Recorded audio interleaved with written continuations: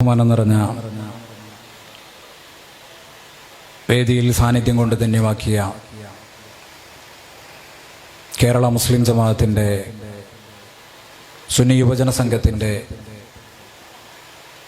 SSFൻ്റെ വ്യത്യസ്ത ഘടകങ്ങളിലെ നേതാക്കൾ,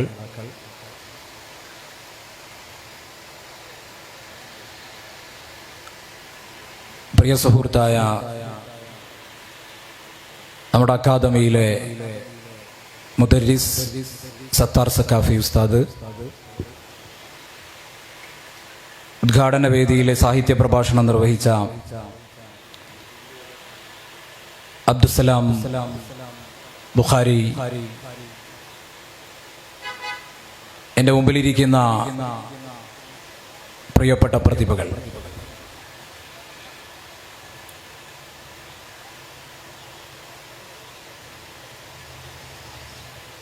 സാഹിത്യം കൊണ്ടും പോരാട്ടം കൊണ്ടും ചരിത്രരേഖകളിൽ ഇടം പിടിച്ച പ്രദേശമാണ് നമ്മുടെ തിരൂര്. തിരൂർ ഡിവിഷന്റെ 31ാമത് സാഹിത്യോത്സവ വേദിയിലാണ് നമ്മൾ സംവദിക്കുന്നത്. മലപ്പുറം വെസ്റ്റ് ജില്ലയുടെ സാഹിത്യോത്സവം കൂടെ നമ്മുടെ ഈ മണ്ണിനെ അലങ്കൃതമാക്കുന്നു എന്നത് 31ാം സാഹിത്യോത്സവിന്റെ തിരൂരിന്റെ സവിശേഷതയായി നമുക്ക് പറയാനാകും. ഒരു വിദ്യാർത്ഥി സംഘം മലയാള കൈരളിക്ക് അഭിമാനമാകുന്ന വിധം 30 വർഷങ്ങൾക്കപ്പുറത്തിരുന്ന് ഇങ്ങനെയൊരു സാംസ്കാരിക വേദിയെക്കുറിച്ച് ആലോചിക്കുന്നു എന്നത് ഈ വിദ്യാർത്ഥി സംഘത്തിന്റെ ദൈക്ഷണികമായ മൂർച്ചയെ അടയാളപ്പെടുത്തുന്നതാണെന്ന് മലയാള കൈരളിക്ക് ബോധ്യപ്പെടുന്ന കാലമാണിത്. 31 വർഷക്കാലം ഒരിക്കൽ പോലും മുടക്കൊന്നും സംഭവിക്കാതെ, അനിതര സാധാരണമായ കോവിഡിന്റെ സാഹചര്യത്തിൽ പോലും സാങ്കേതിക സംവിധാനങ്ങൾ ഉപയോഗപ്പെടുത്തിക്കൊണ്ടുള്ള ഈ വിദ്യാർത്ഥി സംഘത്തിന്റെ സംഘാടന മികവ് കൂടെ ഇതിന്റെ കൂടെ ചേർത്ത് വായിക്കപ്പെടേണ്ടതുണ്ട്. സാഹിത്യത്തിന്റെ പാരമ്പര്യം അവകാശപ്പെടുന്ന ഒട്ടേറെ പ്രവർത്തനങ്ങളും പ്രസാധകരുമൊക്കെ കേരളത്തിലുണ്ട്. അവർക്കൊന്നും ഇത്ര ദീർഘമായ കാലത്തിന്റെ പാരമ്പര്യം പറയാനുള്ള അവകാശമൊന്നുമില്ല. 10-15 വർഷത്തെ പാരമ്പര്യം മാത്രമാണ് ഇവിടുത്തെ ലിറ്ററേച്ചർ ഫെസ്റ്റുകൾക്കും സാഹിത്യ ക്യാമ്പുകൾക്കും ഒക്കെ ഉള്ളത്. ആ സ്ഥാനത്ത് SSF എന്ന് പറയുന്ന ഒരു വിദ്യാർത്ഥി പ്രസ്ഥാനത്തിന്റെ സാംസ്കാരിക മുന്നേറ്റത്തിൽ ഇത്ര അഭിമാനകരമായ വിപ്ലവങ്ങൾ സാധ്യമാക്കിയത് കേരളത്തിന് തന്നെ അഭിമാനിക്കാവുന്ന കാര്യമാണ്. 31ാമത് സാഹിത്യോത്സവം തിരൂർ ഡിവിഷൻ ഇതിന്റെ തീം ചെയ്തിട്ടുള്ളത് തൊഴിൽ എന്ന വിഷയത്തെ കൂടെ ചേർത്ത് വെച്ചുകൊണ്ടാണ്. ഓരോ ഡിവിഷനിലും വ്യത്യസ്ത പ്രമേയങ്ങൾ മുന്നോട്ട് വെച്ചുകൊണ്ടാണ് സാഹിത്യോത്സവങ്ങൾ സംഘടിപ്പിക്കപ്പെടുന്നത്. ജില്ലാ സാഹിത്യോത്സവം മനുഷ്യഭാഷ എന്ന അതിശ്രേഷ്ഠമായ ഒരു സന്ദേശത്തെ മുന്നിൽ വെച്ചാണ് അതിന്റെ പ്രചരണ പ്രവർത്തനങ്ങളും ആസൂത്രണങ്ങളും നടന്നുകൊണ്ടിരിക്കുന്നത്. മനുഷ്യനെ വാഴിക്കാനുള്ള ഭാഷയുടെ അന്യമാണ് ഇന്ന് ലോകത്തുള്ളത്. ആ ഭാഷയുടെ പുനർനിർമ്മാണമാണ്, പുനരാലോചനയാണ് SSF 31ാമത് ജില്ലാ സാഹിത്യോത്സവിന്റെ ഭാഗമായി മുന്നോട്ട് കൊണ്ടുവരാൻ ആഗ്രഹിക്കുന്നത്. ഡിവിഷൻ കമ്മിറ്റി തീം ചെയ്തിട്ടുള്ളത് തൊഴിൽ എന്ന വിഷയത്തെ ആസ്പദമാക്കിയാണ്. ഒരു മനുഷ്യനെ സംബന്ധിച്ചിടത്തോളം ഒരു മനുഷ്യനോട് ഏറ്റവും കൂടുതൽ ചേർന്ന് നിൽക്കുന്ന പ്രവർത്തനമാണ് തൊഴിൽ. മനുഷ്യ ജീവിതത്തിലെ ഉറക്കമൊഴിച്ചാൽ ബാക്കി വരുന്ന വലിയൊരു സമയവും അവർ ചെലവഴിച്ചു കൊണ്ടിരിക്കുന്നത് തൊഴിലിടത്തിലാണ്. അവർ തൊഴിലുമായി ബന്ധപ്പെട്ട പ്രവർത്തനത്തിലാണ്.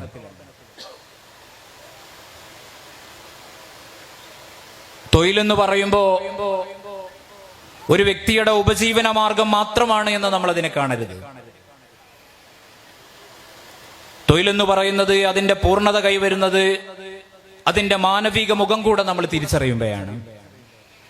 ഓരോ തൊഴിലും സമൂഹത്തിന് വേണ്ടിയാണുള്ളത്. നമുക്കറിയാം, രാജ്യത്തിന്റെ തലസ്ഥാന നഗരികളിൽ കർഷകർ അനുഭവിച്ച ഫാസിസ്റ്റുകളുടെ കിരാതവാഴ്ചയെ കുറിച്ച് നമ്മൾ കണ്ടും കേട്ടും വായിച്ചു മറിഞ്ഞവരാണ്. ഇന്ത്യ രാജ്യത്തിന്റെ തലസ്ഥാന നഗരിയിൽ കർഷകര് ഇങ്ങനെ അടികൊണ്ടും ത്യാഗം സഹിച്ചും പട്ടിണി കിടന്നും സമരം ചെയ്തത് അവരുടെ തൊഴിൽ നഷ്ടപ്പെടും എന്ന വേദനയിൽ നിന്നല്ല. കർഷകർക്ക് തൊഴിലില്ലായ്മ സംഭവിക്കുമെന്ന വേദനയിൽ നിന്നല്ല. ഈ രാജ്യം സഞ്ചരിച്ചു കൊണ്ടിരിക്കുന്ന അപജയങ്ങളിൽ നിന്ന് അസ്വസ്ഥരായിക്കൊണ്ട് രാജ്യത്തെ സമൂഹത്തെ കുത്തക കോർപ്പറേറ്റുകൾക്ക് അടിമകളാക്കാനുള്ള ഈ രാജ്യത്തിന്റെ പ്രജാപതിയുടെ തീരുമാനത്തിൽ മനം നൊന്തുകൊണ്ടാണ് പാവപ്പെട്ട കർഷകർ രാജ്യത്തിന്റെ നടുമുറ്റത്തേക്ക് ഇറങ്ങിക്കൊണ്ട് സമരത്തിന് സന്നദ്ധമായത്. തൊഴിലെന്ന് പറയുന്നത് അവനവന്റെ മാത്രം പ്രശ്നമല്ലെന്നും ഈ രാജ്യത്തിന്റെ പട്ടിണി എന്ന് പറയുന്നത് അത് മുഴുവൻ മനുഷ്യരെയും ബാധിക്കുന്നതാണെന്നും തിരിച്ചറിഞ്ഞുകൊണ്ടാണ് അവർ സമരമുഖത്തേക്ക് ഇറങ്ങിയിട്ടുള്ളത്. ഈ സമരത്തിന്റെ ഭാഗമായി പുറത്തു വന്ന കണക്കിൽ 1.5 കോടിയോളം ജനങ്ങൾ കർഷകർ അവരുടെ കർഷക വൃത്തി നിർത്തിവെച്ചിട്ടുണ്ട്. 60% വരുന്ന ആളുകൾ മാത്രമാണ് ഈ തൊഴിൽ രംഗത്ത് നിലനിൽക്കുന്നത്. ഇവിടെയാണ് സമൂഹത്തിന് വേണ്ടിയുള്ള ഒരു തൊഴിലാളി വർഗത്തിന്റെ സമരം രാജ്യത്തിന്റെ സമരമായി മാറുന്ന ചിത്രം നമ്മൾ കണ്ടത്. യഥാർത്ഥത്തിൽ ഒന്നാമത്തെ കർഷക തൊഴിലാളികളുടെ സമരത്തിന് മുമ്പിൽ ഇന്ത്യയുടെ പ്രജാപതിക്ക് മുട്ടുമടക്കേണ്ടി വന്നിട്ടുണ്ട്. ആ ബിൽ പാസാക്കിയത് പിൻവലിക്കേണ്ടി വന്നിട്ടുണ്ട്. പക്ഷേ പാലിക്കപ്പെടാതെ പോയ ചില കരാറുകൾ അത് വീണ്ടും ചോദ്യം ചെയ്യപ്പെടുന്ന ഒരു ഘട്ടത്തിലാണ് രണ്ടാമത് സമരത്തിലേക്ക് ഈ തൊഴിലാളികൾ രാജ്യത്തിന്റെ നടുമുറ്റത്തേക്ക് വീണ്ടും ഇറങ്ങി വരുന്നത്. ജയ് കിസാൻ, ജയ് ജവാൻ എന്നത് ഈ രാജ്യത്തിന്റെ ജനാധിപത്യ ഇന്ത്യയുടെ അഭിമാനവാക്യമാണ്. ലാൽ ബഹദൂർ ഷാ മുന്നോട്ട് വെച്ച ഒരു ആശയമാണ്. ആ ആശയം പല ഘട്ടങ്ങളിലും ഇന്ത്യൻ പൊളിറ്റിക്സിൽ പലരും അവരുടെ സ്വാർത്ഥ താല്പര്യങ്ങൾക്ക് വേണ്ടി പല ഘട്ടങ്ങളിൽ ഉപയോഗിച്ചിട്ടുണ്ട്, പല ഘട്ടങ്ങളിലായി ഉപയോഗിച്ചിട്ടുണ്ട്. ഈ അഭിമാന വാക്യത്തിന്റെ ജയ് ജവാൻ എന്ന് പറയുന്ന ആ ഒരു വാക്യത്തെ ഇന്ത്യയിലെ ഫാസിസ്റ്റുകൾ എങ്ങനെയാണ് ഉപയോഗിച്ചുകൊണ്ടിരിക്കുന്നത് എന്നത് നിരന്തരമായി നമ്മൾ കണ്ടുകൊണ്ടിരിക്കുന്നുണ്ട്. ഇന്ത്യയിലെ പട്ടാളത്തെയും ഇന്ത്യയിലത്തെ നിയമപാലകരെയും ഇന്ത്യയിലെ മുഴുവൻ ഏജൻസികളെയും ഇവിടത്തെ ഫാസിസ്റ്റുകൾ എങ്ങനെയാണ് വിനിയോഗിക്കുന്നതെന്ന് ദിനേനയുള്ള സംഭവങ്ങൾ നമ്മെ ബോധ്യപ്പെടുത്തിക്കൊണ്ടിരിക്കുന്നുണ്ട്. വ്യത്യസ്തങ്ങളായ നവലിബറൽ ആശയങ്ങൾ നടപ്പിലാക്കിക്കൊണ്ടാണ്, വ്യത്യസ്ത നിയമങ്ങൾ നടപ്പിലാക്കിക്കൊണ്ടാണ് അതിന്റെ മുന്നോട്ടുള്ള ഗമനങ്ങൾ രാജ്യത്ത് നടന്നുകൊണ്ടിരിക്കുന്നത്. രാജ്യത്തെ ജനങ്ങൾ ചോദ്യങ്ങൾ ചോദിക്കുമ്പോൾ അതിർത്തിയിൽ കലാപമുണ്ടാകുമെന്ന് പറഞ്ഞത് യാഥാർത്ഥ്യമായി കൊണ്ടിരിക്കുന്ന ഒരു കാലത്താണ് നമ്മുടെ രാജ്യത്തിന്റെ സംഭവ വികാസങ്ങൾ മുന്നോട്ട് പോകുന്നത്. ഇതേ സമയത്ത് അഭിമാനവാക്യത്തിന്റെ രണ്ടാം വാക്കാണ് ജയ് കിസാൻ എന്ന് പറയുന്നത്. ജയ് കിസാൻ ഇങ്ങനെ സ്വസ്ഥമായി പോകേണ്ടവരല്ല, അവരിങ്ങനെ സ്വസ്ഥമായി രാജ്യത്ത് മുന്നോട്ട് പോകേണ്ടവരല്ല. അവരെ കൂടെ ഈ രാജ്യത്തിന്റെ അപരവൽക്കരിക്കപ്പെട്ട അസ്വസ്ഥപ്പെട്ട വർഗത്തിന്റെ വിഭാഗത്തിലേക്ക് മാറ്റി നിർത്തണമെന്ന ഒളിയ അജണ്ടയുടെ ഭാഗമായി അവരുടെ മേലും കുത്തകകളുടെ കിരാളഹസ്തങ്ങൾ കടന്നുവരുന്ന രംഗമാണ് നമ്മൾ കണ്ടത്. അതിന്റെ ഭാഗമാണ് അവർക്ക് സമരത്തിന് മുന്നോട്ട് വരേണ്ടി വന്നത്. അവരുടെ മേൽ കെട്ടിവെച്ച വരിഞ്ഞു മുറുക്കപ്പെട്ട നിയമങ്ങൾ, ആ നിയമങ്ങളുമായി മുന്നോട്ട് പോകുകയാണെങ്കിൽ രാജ്യത്ത് കർഷകരുണ്ടാകില്ല, രാജ്യത്ത് കർഷകരുണ്ടാകില്ല. കൃഷിയിടങ്ങളിൽ കൃഷി വിളയില്ല. അവിടെയൊക്കെ നമ്മളുടെ മുഴുവൻ മനുഷ്യരും രാജ്യത്തെ മുഴുവൻ ജനങ്ങളും കുത്തകകളുടെ അടിമകളായി മാറേണ്ട ഒരവസ്ഥയിലേക്കാണ് രാജ്യത്തെ മുന്നോട്ട് കൊണ്ടുപോകാൻ ഇവിടുത്തെ ഭരണാധികാരികൾ ശ്രമിച്ചുകൊണ്ടിരുന്നത്. ആ ശ്രമത്തെ തോൽപ്പിക്കാൻ വേണ്ടിയാണ്, സമൂഹത്തിന്റെ നന്മയ്ക്ക് വേണ്ടിയാണ് ഒരു തൊഴിലാളി വർഗം ഈ സമരമുഖത്തേക്ക് മുന്നിട്ടിറങ്ങിയത്. രാജ്യം അത്രമേൽ അപകടകരമായ ഒരു സന്ദർഭത്തിലൂടെ പോകുന്നു എന്ന് നമുക്ക് തിരിച്ചറിയാം. ഈ ജവാനെയും കിസാനെയും മാത്രമല്ല, ഇന്ത്യയിലുള്ള എല്ലാ വിഭാഗം ജനങ്ങളെയും സവർണാധിപത്യത്തിന്റെ സർവ്വ ഇംഗിതങ്ങൾക്ക് വിധേയപ്പെടാത്ത ഒരു സാഹചര്യമുണ്ടെങ്കിൽ അവരെ ഇല്ലായ്മ ചെയ്യുന്ന നിരന്തരമായ സംഭവങ്ങളാണ് നമ്മൾ കണ്ടുകൊണ്ടിരിക്കുന്നത്. ഓരോ മേഖലയിലും നമ്മൾ പരിശോധിക്കുമ്പോൾ, അത് മാധ്യമ മേഖലയിലാണെങ്കിലും നവമാധ്യമ മേഖലയിലാണെങ്കിലും ആരോഗ്യരംഗത്താണെങ്കിൽ പോലും, ആരോഗ്യരംഗത്തെ നാഷണൽ ലോഗോയിൽ പോലും ഇന്ത്യയുടെ മതേതര മൂല്യമുള്ള രംഗങ്ങൾ മാറ്റിവെച്ചുകൊണ്ട് അവിടെ കാവ്യവൽക്കരണത്തിന്റെ ശ്രമങ്ങൾ നടത്തുന്നത് നമ്മൾ ഈ അടുത്തായിട്ട് നമ്മൾ കണ്ടതാണ്. വളരെ മാന്യമായി അവിടെ തൊഴിലെടുക്കുന്ന ആരോഗ്യ പ്രവർത്തകരെ പോലും അസ്വസ്ഥരാക്കുന്ന വിധമാണ് ആ മേഖലയിൽ നടക്കുന്ന കാവ്യവൽക്കരണം. അങ്ങനെ ഓരോ മേഖലയും നമ്മൾ പരിശോധിക്കുമ്പോൾ ഈ രാജ്യത്തെ പ്രശ്നങ്ങൾ അത്രമേൽ വലുതാണെന്ന് നമുക്ക് തിരിച്ചറിയാൻ പറ്റും. ഈ രാജ്യത്ത് എന്ത് സംസാരിക്കണമെന്നും, ഈ രാജ്യത്ത് എന്ത് ധരിക്കണമെന്നും, ഈ രാജ്യത്തെ ജനങ്ങൾ എന്ത് കഴിക്കണമെന്ന് പോലും ഫാസിസ്റ്റുകളുടെ നിയമങ്ങൾക്ക് വിധേയപ്പെട്ടുകൊണ്ട് ജീവിക്കേണ്ട, അവരുടെ കൈകളിൽ നിന്ന് കടന്നു വരുന്ന സർക്കുലറുകൾക്ക് വിധേയപ്പെടേണ്ട വിധത്തിലേക്ക് രാജ്യം ചുരുങ്ങിപ്പോകുന്നതിന്റെ വേദനാജനകമായ ഒരു സന്ദർഭം കൂടെ നമ്മുടെ മുമ്പിലുണ്ട്. ഇവിടെ എഴുതേണ്ടവർ, ഇവിടെ പറയേണ്ടവർ, ഇവിടെ സംസാരിക്കേണ്ടവർ, അവർക്ക് പോലും കൂച്ചുവിലങ്ങടക്കപ്പെടുകയാണ്. ആക്ടിവിസ്റ്റുകളെയും അക്കാഡമിഷ്യന്മാരെയും ഒക്കെ ആക്രമിച്ചുകൊണ്ടിരിക്കുകയാണ് വ്യത്യസ്ത തലങ്ങളിലൂടെ. ഇറ്റലിയിലും ജർമ്മനിയിലും ഒക്കെ മുസോളിനിയും ഹിറ്റ്ലറും ഒക്കെ നടപ്പിലാക്കിയ ഒരു ഫാസിസ്റ്റ് ദർവാഴ്ചയുണ്ട്. അതിനെ ഇന്ത്യയുടെ പ്രജാപതി മയിലും മസ്റൂമും കഴിച്ചാസ്വദിച്ച് കുറച്ചുകൂടെ ഗവേഷണം നടത്തി കുറച്ചുകൂടെ ഗംഭീരമായി ആസൂത്രണം ചെയ്ത് ഇന്ത്യയിൽ ഹിറ്റ്ലറും മുസോളിനിയും നടപ്പിലാക്കിയ വർഗീയത കുറച്ചുകൂടെ മൂർച്ചയേറിയ തലത്തിൽ പ്രയോഗവൽക്കരിക്കാനാണ് ഇന്ത്യയില് ശ്രമിച്ചുകൊണ്ടിരിക്കുന്നത്. ആ ശ്രമത്തിന്റെ ഭാഗമാണ് ഇന്ത്യയിലെ കിസാനും ഇന്ത്യയിലെ ജവാനും ഒക്കെ അനുഭവിച്ചുകൊണ്ടിരിക്കുന്ന വ്യത്യസ്ത പ്രശ്നങ്ങളെന്ന് നമ്മൾ മനസ്സിലാക്കണം. ഇന്ത്യയിൽ ഒരു മന്ത്രി ഉണ്ടായിരുന്നു, ഞാൻ മരിച്ചുപോയാൽ എന്റെ ചിതാഭസ്മം നിങ്ങൾ പൊടിച്ചെടുത്തുകൊണ്ട് രാജ്യത്തിന്റെ കൃഷിപ്പാടത്ത് കൃഷിഭൂമിയിൽ വിതരണമെന്ന് പറഞ്ഞ ഒരു മന്ത്രി ഈ രാജ്യത്തിനുണ്ടായിരുന്നു. ആ രാജ്യത്ത് തന്നെയാണ് കിസാന്മാരുടെ നേരെ അക്രമങ്ങൾ അയച്ചുവിട്ടുകൊണ്ടിരിക്കുന്നത്. ഡ്രോൺ ഉപയോഗിച്ച് അവരാക്രമിച്ചുകൊണ്ടിരിക്കുന്നത്, അവരുടെ നേരെ വിതറുന്നത് ഇവിടുത്തെ മൂർച്ചയേറിയ അക്രമങ്ങളുടെ ആയുധങ്ങളാണ് എന്ന് നമ്മൾ തിരിച്ചറിയേണ്ടതുണ്ട്. ഇവിടുത്തെ അക്കാഡമിഷ്യന്മാരെ ഇത്രമേൽ അക്രമങ്ങൾ അയച്ചുവിടുന്നത്, അവരെ കൂച്ചുവിലടങ്ങുന്നത്, അവർക്ക് വിലക്കുകൾ ഏർപ്പെടുത്തുന്നത്, ചില വാക്കുകൾ പ്രയോഗിക്കുന്നതിന് പോലും ഈ രാജ്യത്തെ ചില നിയമവ്യവസ്ഥകൾ അതിന് വിലക്കേർപ്പെടുത്തുന്നത് അവർക്ക് ഈ രാജ്യത്തെ ജനങ്ങളോടുള്ള ഉൾഭയം കൊണ്ടാണ് എന്ന് നമ്മൾ തിരിച്ചറിയണം. ഭയം ഭരണചക്രം ഏറുന്ന കാലത്തും ഭരണപക്ഷത്തിരിക്കുന്നവർക്ക് ജനത്തെ ഭയമാണ്. ധനം കൊണ്ട് ജനത്തെ കീഴ്പ്പെടുത്താനാകില്ലെന്ന് ഈ ഭരണപക്ഷത്തിന് തീർത്തും അറിയാം. തെരഞ്ഞെടുപ്പിലെ പരാജയം മുന്നിലുണ്ട്. ആ പരാജയത്തിൽ നിന്ന് പാഠം ഉൾക്കൊണ്ട് മുന്നോട്ട് പോകാൻ ശ്രമിക്കുന്നില്ലെങ്കിൽ തീർത്തും ഇടിഞ്ഞു പൊളിഞ്ഞു വീഴുന്ന ഒരു അവസ്ഥയിലേക്ക് ഫാസിസ്റ്റുകൾ വരും. ഈ ജനാധിപത്യത്തിന് മുമ്പിൽ തീർച്ചയായിട്ടും ഒരു തോൽവി അവർക്കുണ്ടാകുമെന്നത് ചരിത്രം സാക്ഷിയാണ്. ചരിത്രത്തിലെ പാഠം അങ്ങനെയാണ് ഈ രാജ്യത്തോട് പറഞ്ഞുകൊണ്ടിരിക്കുന്നത്. അക്കാഡമിഷ്യന്മാർ ഇവർക്ക് വിധേയപ്പെടാതെ വരുമ്പോ അവർക്ക് വിലക്കുകൾ ഏർപ്പെടുത്തി എഴുതാനും സംസാരിക്കാനും പറയാനും വരയ്ക്കാനും അവകാശമില്ലാതെ അവരെ തടയപ്പെടുന്ന സന്ദർഭം എത്രത്തോളം ഈ രാജ്യത്ത് സമരം പോലും നിഷേധിക്കുന്ന ഒരു കാലം അതിവിദൂരമല്ലെന്ന് വിലയിരുത്തപ്പെടുന്ന ഒരു സന്ദർഭത്തിൽ നാളെയുടെ നന്മയുടെ വിപ്ലവാത്മകതയ്ക്ക് ചുക്കാൻ പിടിക്കേണ്ട ഇന്നിന്റെ വിദ്യാർത്ഥി സമൂഹം, ഈ രാജ്യത്തിന്റെ ഭാവി തലമുറ, ഈ രാജ്യം ഏറ്റവും കൂടുതൽ പ്രതീക്ഷയർപ്പിക്കുന്നത് വിദ്യാർത്ഥിത്വത്തിലാണ്. ആ വിദ്യാർത്ഥിത്വത്തെയാണ് SSF എന്ന് പറയുന്ന പ്രസ്ഥാനം സമഗ്രമായി ആവിഷ്കരിച്ചുകൊണ്ടിരിക്കുന്നത്. സമഗ്രമായി ആവിഷ്കരിക്കുകയാണ്. പറയാൻ അവർക്കൊരു വാക്ക് വേണം, പറയാൻ അവർക്കൊരു ആശയം വേണം. രാജ്യം മിണ്ടരുതെന്ന് പറയുമ്പോ, രാജ്യത്ത് മൗനം രാഷ്ട്രീയമാകുമ്പോ ഒച്ചവെക്കാനും ശബ്ദിക്കാനും ഈ വിദ്യാർത്ഥി സമൂഹത്തിന് ആശയങ്ങൾ വേണം.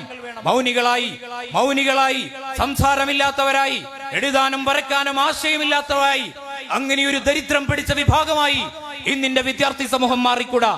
SSF വിദ്യാർത്ഥിത്വത്തെ പാകപ്പെടുത്തുകയാണ്, അവരെ പ്രചോദിപ്പിക്കുകയാണ്, അവർക്ക് മൂർച്ചയുള്ള ആശയങ്ങൾ നൽകുകയാണ്. പറയാൻ ഒരു വാക്കുണ്ടാകുക, ആ വാക്കിനെ മനോഹരമാക്കി പറയാൻ അവരെ പ്രാപ്തിപ്പെടുത്തുക. ഇതാണ് SSF ഇത്തരം സാഹിത്യോത്സവ വേദികളിലൂടെ സാധ്യമാക്കിക്കൊണ്ടിരിക്കുന്നത്. ഈ രാജ്യത്തിന് നിങ്ങളെ ആവശ്യമുണ്ട്, ഈ രാജ്യത്തിന് ഈ വിദ്യാർത്ഥി സമൂഹത്തെ ആവശ്യമുണ്ട്. അപരനും അന്യനും സംസാരിക്കുന്ന, അന്യന്റെ വേദനക്ക്, അന്യന്റെ ദുഃഖങ്ങൾക്ക് പങ്കുചേരുന്ന ഒരു സമൂഹമായി നമ്മൾ മാറണം. നേരത്തെ പ്രമേയ പ്രഭാഷണത്തിൽ ഇവിടെ സൂചിപ്പിച്ചു പുതിയ സമൂഹത്തിന്റെ അപചയം എന്താണെന്ന്, പുതിയ വിദ്യാർത്ഥി സമൂഹത്തെ എങ്ങോട്ടാണ് കൊണ്ടുപോകുന്നതെന്ന്. നമുക്കറിയാം, ഈ രാജ്യത്തെ വിദ്യാർത്ഥികൾ അനുഭവിക്കുന്ന രണ്ട് പ്രശ്നം എന്ന് പറയുന്നത്, ഒന്ന് അതിമാരകമായ ലഹരിയുടെ ഉപയോഗം തന്നെയാണ്. നമ്മൾ ഇതുവരെ കേട്ടുകേൾവിയില്ലാത്ത ലഹരിയുടെ ഉപയോഗം, കള്ളും കഞ്ചാവും ഒക്കെ നമ്മൾ മുമ്പ് കേട്ട കഥകളാണെങ്കിൽ ഇന്ന് കേൾക്കുന്നത് അത്തരം കാര്യങ്ങളൊന്നുമല്ല. അതിഭീകരമായ സംഭവങ്ങൾ വിദ്യാർത്ഥികളും വിദ്യാർത്ഥിനികളും ഒരുപോലെ ആസ്വദിച്ചുപയോഗിക്കുന്ന, വളരെ ചെറുപ്രായത്തിൽ തന്നെ അതിന്റെ വഴികളിലേക്ക് കടന്നു ചെല്ലുന്ന അത്യാപകടകരമായ ഒരു അവസ്ഥയിലേക്ക് ഈ രാജ്യത്തിന്റെ ഒരു തലമുറ വഴിമാറിക്കൊണ്ടിരിക്കുമ്പോ അവിടെയാണ് വിദ്യാർത്ഥിത്വത്തിന് ദിശാബോധം നൽകി, ദൈക്ഷണികമായ ഉണർവ് നൽകി, മതബോധത്തോടൊപ്പം ജനാധിപത്യ ബോധ്യവും ജനാധിപത്യ രാഷ്ട്രീയ ബോധവും നൽകി ഒരു വിദ്യാർത്ഥി സമൂഹത്തെ SSF വാർത്തെടുത്തുകൊണ്ടിരിക്കുന്നത്. SSF അവരെ പാകപ്പെടുത്തിക്കൊണ്ടിരിക്കുന്നത് സമൂഹത്തോടുള്ള, ജനങ്ങളോടുള്ള, മനുഷ്യനോടുള്ള പങ്ക് പഠിപ്പിച്ചുകൊണ്ടാണ്. SSF ഈ വിദ്യാർത്ഥി സമൂഹത്തെ ഇങ്ങനെ പഠിപ്പിച്ചുകൊണ്ടിരിക്കുന്നത്, ഇങ്ങനെ വളർത്തിക്കൊണ്ടുവരുന്നത്. നമുക്കറിയാം, ഇവിടെ ഇത്രയും വിദ്യാർത്ഥികൾ ഒരുമിച്ച് കൂടിയിരിക്കുന്നു. ഇവരെന്തുകൊണ്ടാണ് ഇവിടെ ഒരുമിച്ച് കൂടിയിരിക്കുന്നത്? ഒട്ടേറെ പേര് വ്യത്യസ്തമായ തലങ്ങളിൽ ലഹരിയും അതുപോലെ തന്നെ ജീവിതത്തിന്റെ മറ്റു അത്യാനന്ദങ്ങളും ആസ്വദിച്ചുകൊണ്ട് ജീവിക്കുമ്പോ അതിൽ നിന്നൊക്കെ മാറിക്കൊണ്ട് ധാർമ്മികമായ, സർഗാത്മകമായ ഒരു ശേഷി ഇവർ പ്രയോഗിച്ചുകൊണ്ട് ഇവിടെ ഒരുമിച്ച് കൂടുന്നുണ്ടെങ്കിൽ ഇതിൽ നിന്ന് അവർക്ക് കിട്ടുന്ന ഒരു ആനന്ദമുണ്ട്. ആ ഒരു ആനന്ദം മറ്റുള്ളവർക്ക് ലഭിക്കാതെ പോകുന്നത് കൊണ്ടാണ് അവര് പ്രകൃതിപരമായ ഡോപ്പമിൻ ലഭ്യമല്ലാത്തത് കൊണ്ട് അവർ മറ്റുള്ള കരദ്രാവക വസ്തുക്കൾ ഉപയോഗിച്ചുകൊണ്ട്, ലഹരി പദാർത്ഥങ്ങൾ ഉപയോഗിച്ചുകൊണ്ട് അവർ ആനന്ദം കണ്ടെത്തുന്നു, അവർ ആസ്വാദനങ്ങൾ കണ്ടെത്തുന്നു. മറ്റുള്ള വിദ്യാർത്ഥികളെ കൂടെ നമുക്ക് ഇങ്ങോട്ട് എത്തിക്കേണ്ടതുണ്ട്. അത് നമ്മുടെ ബാധ്യതയാണ്. അവർക്ക് കൂടെ ഈ സർഗാത്മകമായ സിദ്ധിയുടെ ആനന്ദം ലഭിക്കേണ്ടതുണ്ട്. അതുകൂടെ എന്റെ വിദ്യാർത്ഥി സമൂഹം ശ്രദ്ധിക്കേണ്ടതുണ്ട്. നമുക്കറിയാം, നമ്മുടെ രാജ്യത്തെ, നമ്മുടെ കേരളത്തിലെ, നമ്മുടെ ഗ്രാമങ്ങളിലെ വിദ്യാർത്ഥികളുടെ ജീവിതം പരിശോധിക്കുമ്പോൾ അവരൊന്നും ലഹരിയിൽ നിന്ന് മുക്തമാകാൻ സാധ്യമല്ലാത്ത വിധം ലഹരി ഇവിടെ അതിപ്രസരം നേടിയിട്ടുണ്ട്. വിദ്യാലയങ്ങൾ മുഴുവൻ ലഹരിയുടെ പിടിവലയത്തിലാണ്, മാഫിയകളുടെ പിടിവലയത്തിലാണ്. നിരന്തരമായി ലഹരി ഉപയോഗിക്കുന്ന വ്യത്യസ്തമായ തലങ്ങളിലേക്ക് ജീവിതത്തിന്റെ അർത്ഥവും ആനന്ദവും അറിയാതെ എന്ത് അവസ്ഥയിലേക്കാണ് എന്റെ ജീവിതമെന്ന് പോലും തിരിച്ചറിയാത്ത ഒരവസ്ഥയിലേക്ക് വിദ്യാർത്ഥികൾ മാറുന്നു. ജീവിതം ഭ്രാന്തമായ ഒരു തലത്തിൽ തല തല്ലിപ്പൊളിച്ചും മുടി വലിച്ചീറിയും ഒക്കെയുള്ള ഒട്ടേറെ വിദ്യാർത്ഥികൾ നമ്മുടെ പരിസര പ്രദേശങ്ങളിൽ, കുഗ്രാമങ്ങളിൽ നമ്മൾ നേരിട്ട് കണ്ട് അനുഭവിക്കേണ്ടി വരുമ്പോ അതിന്റെ ദുഃഖവും വ്യാപ്തിയും അതുപോലെ വലുതാണെന്ന് എന്റെ സമൂഹം തിരിച്ചറിയണം. പ്രിയപ്പെട്ട രക്ഷിതാക്കൾ തിരിച്ചറിയണം. നിങ്ങളുടെ മക്കൾ, നിങ്ങളുടെ പേരക്കുട്ടികൾ, നിങ്ങളുടെ വീട്ടിലെ അംഗങ്ങൾ, നിങ്ങളുടെ അയൽപക്കത്തുള്ള വിദ്യാർത്ഥികൾ, നിങ്ങളുടെ നാട്ടിലെ വിദ്യാർത്ഥികൾ ഒരു പോസിറ്റീവ് എനർജിയുള്ള സംഘത്തിന്റെ കൂടെ ഉണ്ടോ എന്ന് നിങ്ങൾ ഉറപ്പുവരുത്തേണ്ടതുണ്ട്. ഇല്ല എങ്കിൽ നിങ്ങളുടെ മക്കൾ പ്രവർത്തിച്ചു കൊണ്ടിരിക്കുന്നത് ഒരു നെഗറ്റീവ് എനർജി കിട്ടുന്ന സംഘത്തിന്റെ കൂടെയാണെങ്കിൽ നാളെ ഈ രാജ്യത്തിനും ഈ സമൂഹത്തിനും നിങ്ങൾക്കും നിങ്ങളുടെ കുടുംബത്തിനും കൂട്ടുകാർക്കും അത്യാപത്തായിക്കൊണ്ട് ആ വിദ്യാർത്ഥി കൂട്ടം മാറുമെന്നത് വളരെ വ്യക്തമായ യാഥാർത്ഥ്യമാണ്. നിങ്ങൾക്ക് ഈ രാജ്യം, ഈ നാട് സുരക്ഷിതമാകണമെങ്കിൽ നിങ്ങളുടെ വിദ്യാർത്ഥി സംഘം എന്ന് പറയുന്ന നിങ്ങളുടെ നാട്ടിലെ കുട്ടികൾ പോസിറ്റീവ് എനർജിയുള്ള ഒരു സംഘത്തിന്റെ കൂടെ വേണം. SSF എന്ന് പറയുന്ന വിദ്യാർത്ഥി സംഘം വിദ്യാർത്ഥികളെ സമഗ്രമായി ആവിഷ്കരിക്കുന്നത് അവരുടെ പോസിറ്റീവ് എനർജി നിരന്തരമായി നൽകിക്കൊണ്ടാണ്. ഓരോ മാസവും ഒട്ടേറെ പദ്ധതികൾ SSF വിദ്യാർത്ഥികൾക്ക് വേണ്ടി സംഘടിപ്പിച്ചുകൊണ്ടിരിക്കുന്നുണ്ട്. അത് സുംബ്രയാകാം, എക്സലൻസി ആകാം, അതുപോലെ തന്നെ എജുസൈൻ ആകാം, സാഹിത്യോത്സവമാകാം. അങ്ങനെ ഒട്ടേറെ പദ്ധതികൾ വിദ്യാർത്ഥികളുടെ വിദ്യാഭ്യാസപരമായ, തൊഴിൽപരമായ, വ്യക്തിത്വപരമായ, ആത്മീയപരമായ ഔന്നിത്യങ്ങൾ ലക്ഷ്യം വെച്ചുകൊണ്ടാണ് ഇത്തരം പദ്ധതികൾ SSF ആവിഷ്കരിച്ചു കൊണ്ടിരിക്കുന്നത്. ഇങ്ങനെ നിരന്തരമായി പോസിറ്റീവ് എനർജികൾ ചർച്ച ചെയ്യുന്ന, നിരന്തരമായി മീറ്റിങ്ങുകളിൽ പോസിറ്റീവായ കാര്യങ്ങൾ മാത്രം ഇവിടെ സംസാരിച്ചു കൊണ്ടിരിക്കുന്ന ഒരു വിദ്യാർത്ഥി സംഘത്തിന്റെ അടുത്ത് നിന്ന് ഒരിക്കലും നെഗറ്റീവ് എനർജി കിട്ടുന്നില്ല.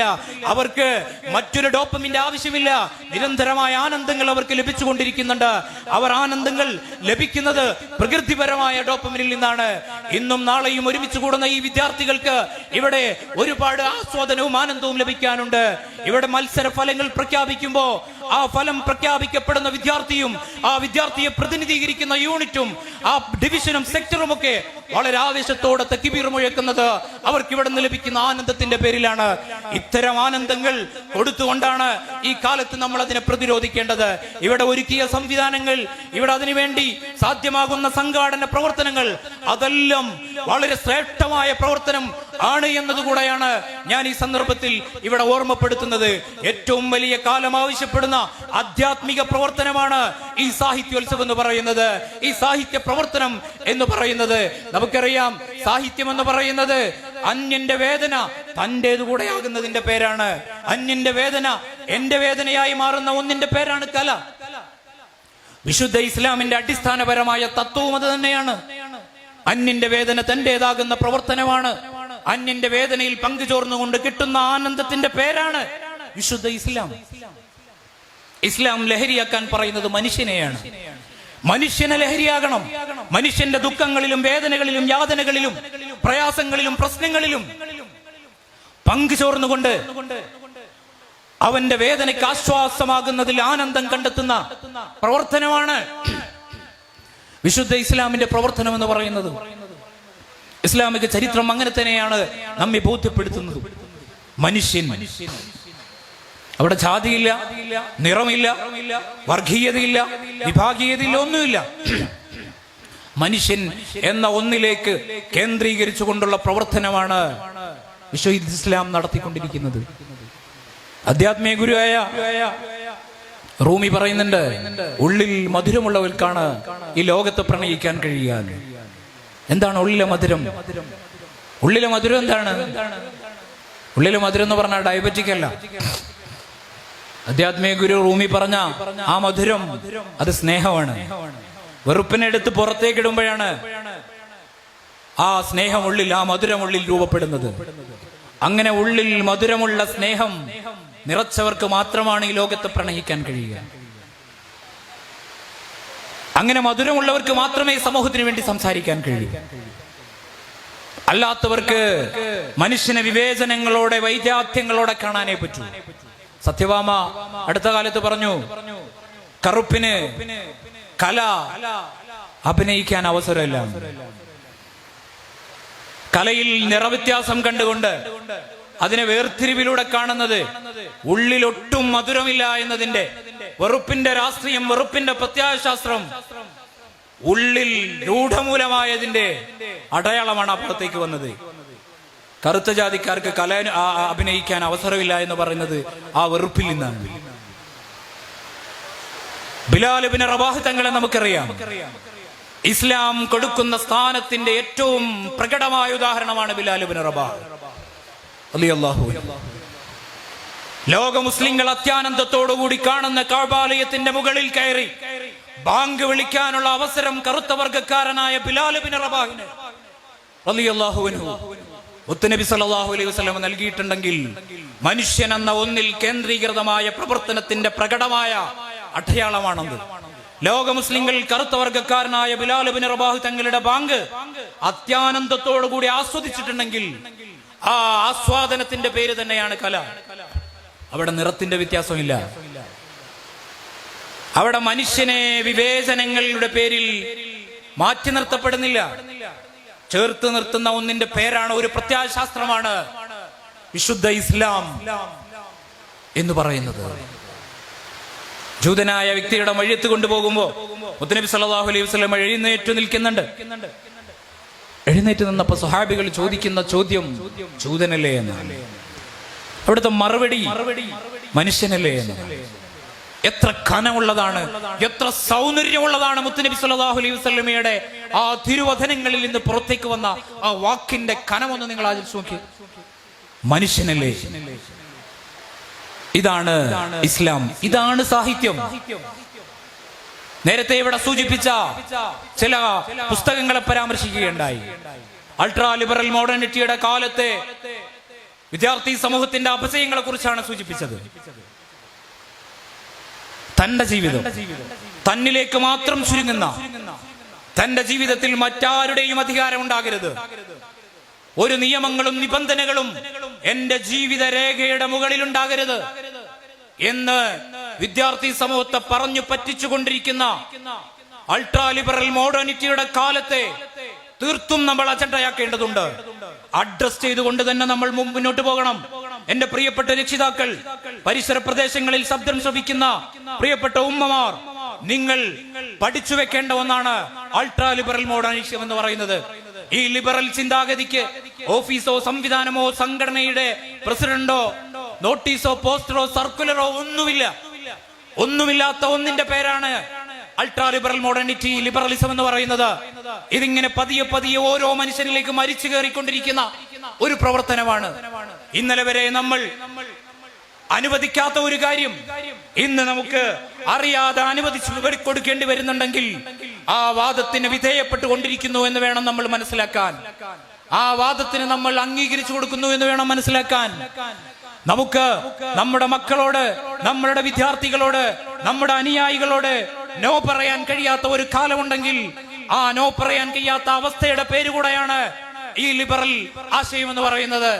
അങ്ങനെ ഒരു അവസ്ഥ നിങ്ങൾക്ക് സംജാതമായിട്ടുണ്ടെങ്കിൽ നിങ്ങളും ഈ ലിബറൽ വാദങ്ങൾക്ക് വിധേയപ്പെട്ടിട്ടുണ്ടെന്ന് തീർപ്പ് കൽപ്പിക്കേണ്ടതുണ്ട്.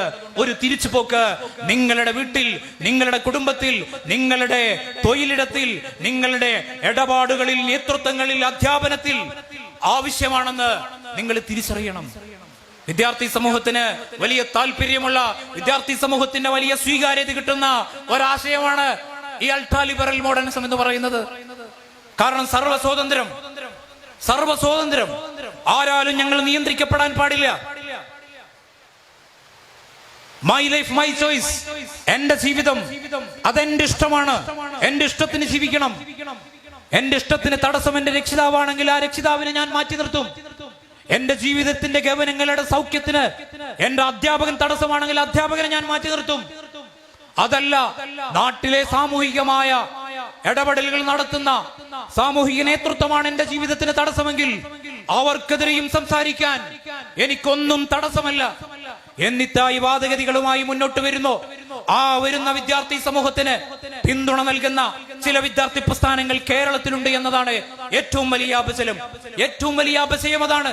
ഇത്രമാത്രം വിഡ്ഢിത്തപരമായ, ബുദ്ധിശൂന്യമായ ഒരാശയം പേറി നടക്കേണ്ട ഒരവസ്ഥ സർവ പാരമ്പര്യവും വിദ്യാർത്ഥി സംഘടനയുടേത് അവകാശപ്പെടുന്ന വിദ്യാർത്ഥി സംഘങ്ങൾക്ക്, രാഷ്ട്രീയ വിദ്യാർത്ഥി സംഘങ്ങൾക്ക് ഒരു ഗതികേട് വരുന്നുണ്ടെങ്കിൽ ആശയത്തിന്റെ ദാരിദ്ര്യമാണ്, പ്രത്യായ ശാസ്ത്രങ്ങളുടെ ലഭ്യതയില്ലായ്മയാണ് ഇത്തരം അജണ്ടകൾ ഏറ്റെടുത്ത് മുന്നോട്ട് പോകുന്നത്.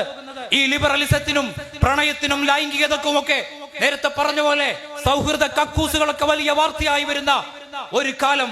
മഹാരാജാസ് എന്ന് പറയുന്ന ഒരു വിദ്യാലയത്തിൽ സൗഹൃദ കക്കൂസ് ആഘോഷിക്കുകയാണ്. ഇന്ത്യയിലെ, കേരളത്തിലെ വിദ്യാർത്ഥികളുടെ പ്രശ്നം ഇവിടെ സൗഹൃദ കക്കൂസ് ഇല്ലാത്തതല്ല, ജനറൽ ന്യൂട്രൽ ടോയ്ലറ്റുകൾ ഇല്ലാത്തതല്ല ഈ രാജ്യത്തിന്റെ പ്രശ്നം. ഇവിടെ ആണും പെണ്ണും തുല്യമായി ജീവിക്കുക എന്നതല്ല പ്രശ്നം. ഇക്വാലിറ്റി വേണം, ന്യൂട്രാലിറ്റി വേണം. ഇതൊക്കെയാണോ നമ്മുടെ രാജ്യത്തിന്റെ പ്രശ്നം? ഇതാണോ നമ്മുടെ കേരളത്തിലെ വിദ്യാർത്ഥികളുടെ പ്രശ്നം? പരിമിതമായ സൗകര്യത്തിൽ നിന്ന് പഠിച്ചു ജയിച്ചിട്ടും പുറത്തിരിക്കേണ്ടി വരുന്ന ഒരു സാഹചര്യം കേരളത്തിലെ വിദ്യാർത്ഥികൾക്ക് വരുന്നു.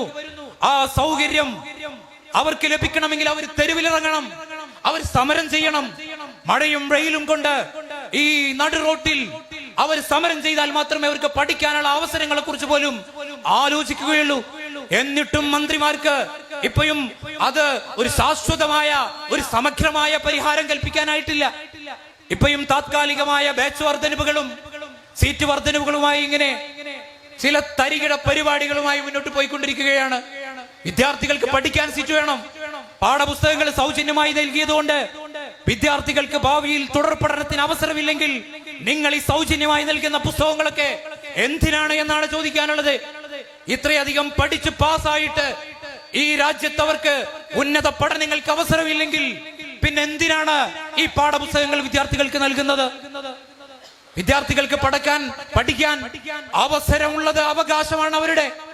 ആ അവസരവും അവകാശവും നിഷേധിച്ചുകൊണ്ട് ഈ രാജ്യം മുന്നോട്ട് പോകുമ്പോ ഇവിടെ വിദ്യാർത്ഥികൾ ആൺപെൺ വ്യത്യാസമില്ലാതെ പഠിക്കണം. ആൺപെൺ വ്യത്യാസമില്ലാതെ പഠിക്കേണ്ട എന്താവശ്യമാണ് ഈ വിദ്യാർത്ഥി സമൂഹത്തിനുള്ളത്? അങ്ങനെ ആൺപെൺ വ്യത്യാസത്തോടുകൂടെ നിഷ്പക്ഷമായി പഠിച്ചിട്ട് എന്ത് പഠനത്തിലെ കുറവാണ് സംഭവിച്ചത്? പഠനത്തിൽ ഒരു കുറവും സംഭവിച്ചിട്ടില്ല. ആൺകുട്ടികൾ മികച്ച പഠനം കാഴ്ചവെച്ചിട്ടുണ്ട്, പെൺകുട്ടികൾ മികച്ച പഠനം കാഴ്ചവെച്ചിട്ടുണ്ട്. അത് വ്യത്യസ്തമായി ഇരുന്ന് പഠിച്ചുകൊണ്ട് തന്നെയാണ്. ഒന്നിച്ചിരിക്കാത്തതിലും ഒരു പ്രശ്നവും ഇവിടെ ഉണ്ടായിട്ടില്ല. വിദ്യാർത്ഥി സമൂഹത്തിന്റെ പുരോഗതിക്ക് അതുകൊണ്ട് ഒരു തടസ്സവും ഉണ്ടായിട്ടില്ല. സത്യത്തിൽ ഇവിടെ സംഭവിച്ചുകൊണ്ടിരിക്കുന്നത് ഒരാണാധിപത്യത്തിന്റെ ചില അജണ്ടകൾ മുന്നോട്ട് കൊണ്ടുപോവുകയാണ്. ഇത് സ്ത്രീകൾ തിരിച്ചറിയാതെ പോകുന്നുണ്ട്, പെണ്ണുങ്ങൾ അറിയാതെ പോകുന്ന ഒരു യാഥാർത്ഥ്യമാണ്.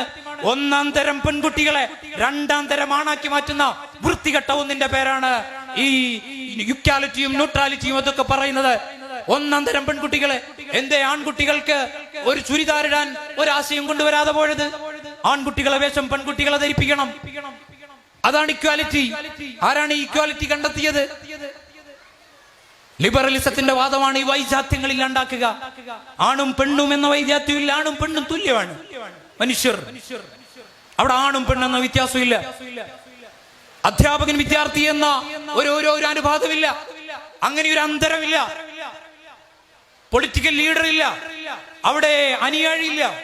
ഇങ്ങനെ എല്ലാ വൈചാത്യങ്ങളും ഇല്ലായ്മ ചെയ്യണം. എന്നാലാണ് ഇവർ ഉദ്ദേശിക്കുന്ന സർവസ്വാതന്ത്ര്യം എന്ന് പറയുന്ന സോഷ്യൽ ഓഡിറ്റിംഗ് ഒന്നുമില്ലാതെ സർവസ്വതന്ത്രമായി സകല തോന്നിവാസങ്ങളും പ്രണയവും ലൈംഗികതയും സർവ ആനന്ദവും സർവഭോജിക്കലുകളും സാധ്യമാകുന്ന ഒരു കാലം സാധ്യമാകൂ. അമേരിക്കയും ഫ്രഞ്ചും തിരിച്ചു നടക്കുന്ന ഒരു കാലത്തിലേക്കാണ് നമ്മൾ നടന്നു പോകാൻ ശ്രമിക്കുന്നത്. അമേരിക്കയിൽ ഒബാമ ഇറങ്ങുന്ന സന്ദർഭത്തിൽ ഒബാമ പറഞ്ഞു, ഈ രാജ്യത്തിന്റെ ഏറ്റവും വലിയ അഭയജയം എന്ന് പറയുന്നത് നമ്മൾ ലിബറൽ ചിന്ത നമ്മുടെ വിദ്യാർത്ഥികളെ പഠിപ്പിച്ചു എന്നതാണ്. നമ്മൾ തിരിച്ചു പോകണം. അവിടുത്തെ കലാലയങ്ങളിൽ ഉച്ചക്കഞ്ഞി വിളമ്പുന്ന റൂമിനോട് ചേർന്ന് മുലയൂട്ടാനുള്ള റൂമുകൾ കൂടെ ചേർത്ത് പടുത്തുയർത്തിയിട്ടുണ്ട്.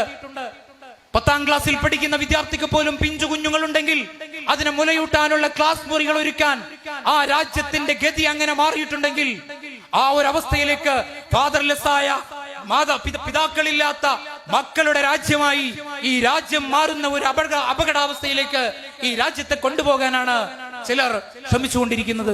വിവാഹത്തെ പോലും നിരുത്സാഹപ്പെടുത്തുകയാണ്. 100 പെൺകുട്ടികളെ വിളിച്ച് പരിശോധന നടത്തിയപ്പോ 96 പെൺകുട്ടികളും വിവാഹം കഴിക്കുന്നില്ലെന്ന് പറയുന്നുണ്ടെങ്കിൽ ആ ഒരു ചിന്തയുടെ വ്യാപ്തി നമ്മുടെ സമൂഹത്തിന്റെ ചുറ്റുവട്ടത്ത് എത്രമേൽ ആഴത്തിൽ പ്രതിഫലിച്ചിട്ടുണ്ട് എന്നതിനെ കുറിച്ച് നമ്മൾ ആലോചിക്കേണ്ടതുണ്ട്. എന്തിനാണ് കല്യാണം? എന്തിനാണ് വിവാഹം? അപ്പൊ നാളെ ഒരു സമൂഹം ഇവിടെ വേണ്ടേ? കുട്ടികളൊക്കെ ഉണ്ടാവണ്ടേ? കല്യാണം കഴിച്ചാലല്ലേ കുട്ടികളൊക്കെ ഉണ്ടാവും. അപ്പൊ തിരിച്ചു ചോദിക്കുന്ന ചോദ്യം, എന്തിനാണ് ഒരു സമൂഹം എന്നാണ്? എന്തിനാണ് ഒരു സമൂഹം? ഒന്നിനോടും കമ്മിറ്റ്മെന്റ് ഇല്ലാത്ത, ഒരാശയോടും പ്രതിബദ്ധതയില്ലാത്ത ഈ രാജ്യത്തെ എന്ത് നടപ്പിലാക്കിയാലും, പൗരത്വ ബില്ല് നടപ്പിലാക്കിയാലും ഈ രാജ്യത്തെ മുഴുവൻ ജനങ്ങളെയും ഇവിടുന്ന് മറ്റൊരു നാട്ടിലേക്ക് അഭയാർത്ഥികളായി പറഞ്ഞയച്ചാൽ പോലും ഞങ്ങളെ ബാധിക്കുന്ന പ്രശ്നമേ അല്ല. ഈ രാജ്യത്തെ കർഷകർ തെരുവിലിറങ്ങിയാൽ അത് ഞങ്ങൾക്ക് നോക്കേണ്ട ആവശ്യമില്ല. ഞാൻ പറയുന്നു, ഇതിന് പിന്തുണ നൽകുന്ന ഈ വിദ്യാർത്ഥി പ്രസ്ഥാനങ്ങൾ, ഈ രാഷ്ട്രീയ പിൻബലത്തിൽ ഇത്തരം അരാജകവാദങ്ങൾക്ക് അഭയം നൽകുന്ന ഈ വിദ്യാർത്ഥി സംഘങ്ങൾ, അവരാണ് തീർത്തും ഇതിന്റെ ഏറ്റവും വലിയ അപകടങ്ങൾ അനുഭവിക്കേണ്ടി വരിക. സമരങ്ങൾക്ക് അവരുടെ വിദ്യാർത്ഥി കൂട്ടുകാരെ കിട്ടാതെ വരും. കാരണം ഒന്നിനോടും കമ്മിറ്റ്മെന്റ് ഇല്ലാത്ത, മതത്തോട് മാത്രമല്ല ഇവർക്ക് വിയോജിപ്പ്, ഒരു നിയമങ്ങളോട് യോജിപ്പില്ല. മതം മനുഷ്യനെ വലിഞ്ഞു മുറുക്കുന്ന മതനിയമങ്ങൾ വെച്ചുകൊണ്ട് മതം മനുഷ്യനെ വല്ലാണ്ട് പ്രയാസപ്പെടുത്തുന്നു എന്നാണ് ഈ വാദക്കാർ പറഞ്ഞുകൊണ്ടിരിക്കുന്നത്. മതമാണ് ഇവർക്ക് പ്രശ്നം. പക്ഷെ അവിടെ നിൽക്കില്ല. ഇത് മതത്തിന്റെ പേരിൽ മാത്രം നിൽക്കുന്ന ഒന്നാണെന്ന് നിങ്ങൾ തിരിച്ചറിയരുത്. ഇത് രാഷ്ട്രീയമായി പോലും ഒരു പ്രതിബദ്ധതയും ഇല്ലാത്ത ഒരു സമൂഹത്തെയാണ് നിങ്ങൾ പടുത്തുയർത്താൻ നിങ്ങൾ ശ്രമിച്ചുകൊണ്ടിരിക്കുന്നത്. അതാണ് നിങ്ങൾ ചെയ്തുകൊണ്ടിരിക്കുന്നത്. ജെൻഡർ ന്യൂട്രൽ ടോയ്ലറ്റുകൾ മുന്നിൽ വെച്ചുകൊണ്ട് ആണും പെണ്ണും ഒരേ സമയം ടോയ്ലറ്റിൽ അവരുടെ ആവശ്യങ്ങൾക്ക് വേണ്ടി കയറിറങ്ങുന്ന ഒരു സാഹചര്യം ഉണ്ടായാൽ എന്ത് പുരോഗതിയാണ്, എന്ത് വിപ്ലവമാണ് നിങ്ങൾ അതുകൊണ്ട് കാണാൻ പോകുന്നത്? ജെൻഡർ ന്യൂട്രൽ ടോയ്ലറ്റുകൾ ഞങ്ങളുടെ വീട്ടിലൊക്കെ നേരത്തെ തന്നെ ഉണ്ട്. അവിടെ ഞങ്ങളുടെ വീട്ടുകാരെല്ലാവരും ഒറ്റ ടോയ്ലറ്റ് തന്നെ. അവിടെ ഞങ്ങളുടെ ഉമ്മമാർക്കും പെങ്ങന്മാർക്കും ഒരു ടോയ്ലറ്റും ഞങ്ങളുടെ ആണുങ്ങൾക്ക് വേറെ ടോയ്ലറ്റ് ഒന്നുമില്ല. അതങ്ങനെ വലിയ വാർത്തയാക്കേണ്ട കാര്യമൊന്നുമല്ല. അങ്ങനെ രാജ്യത്തെ പൊതു സ്ഥലങ്ങളിൽ നേരത്തെ തന്നെ ഇങ്ങനെ ജെൻഡർ ന്യൂട്രൽ ടോയ്ലറ്റുകളുണ്ട്. ഇതെന്തുകൊണ്ടാണ് ഒരു വിദ്യാർത്ഥി സംഘത്തിന് അജണ്ടയാക്കേണ്ടി വരുന്നത്, വാർത്തയാക്കേണ്ടി വരുന്നത്? എത്രമാത്രം ദരിദ്രമാണ് അവരുടെ ഉള്ളിലുള്ള ആശയത്തിൻ്റെതെന്ന്, ആശയത്തിന് മൂർച്ച നഷ്ടപ്പെട്ട ഒരു സാഹചര്യമാണ് നമ്മൾ കണ്ടുകൊണ്ടിരിക്കുന്നത്. പക്ഷേ ജെൻഡർ ന്യൂട്രൽ ടോയ്ലറ്റുകൾ ഈ രാജ്യത്ത് കൊണ്ടുവരുമ്പോ അവിടെ പോകുന്ന സ്ത്രീകളുടെ, പ്രായം ചെന്ന ഉമ്മമാരുടെ സ്വകാര്യത സൂക്ഷിക്കാനുകൂടെ, അവരുടെ നിയമങ്ങൾ നടപ്പിലാക്കാനുകൂടെ അതിന് സന്നദ്ധമാകുന്ന ആളുകൾ ശ്രമിച്ചുകൊണ്ടിരിക്കണം. ഇംഗ്ലണ്ടിൽ കഴിഞ്ഞ വർഷം ജെൻഡർ ന്യൂട്രൽ ടോയ്ലറ്റുകൾ വർദ്ധിച്ചതിന്റെ പേരിൽ സർക്കാർ അത് നിർത്തലാക്കിയിട്ടുണ്ട്. എന്താ പ്രശ്നം? ഇംഗ്ലണ്ടിൽ ജെൻഡർ ന്യൂട്രൽ ടോയ്ലറ്റുകൾ നിർത്തലാക്കി. ഇനി പഠിക്കുന്ന ഒരു ബിൽഡിംഗിലും ജെൻഡർ ന്യൂട്രൽ ടോയ്ലറ്റ് പാടില്ല. സ്ത്രീക്ക് സ്ത്രീയുടെ ടോയ്ലറ്റ് വേണം, പുരുഷന് പുരുഷന്റെ ടോയ്ലറ്റും വേണം. അങ്ങനെ ഒരു ന്യൂട്രാലിറ്റി ടോയ്ലറ്റിൽ വേണ്ട എന്ന് ഇംഗ്ലണ്ട്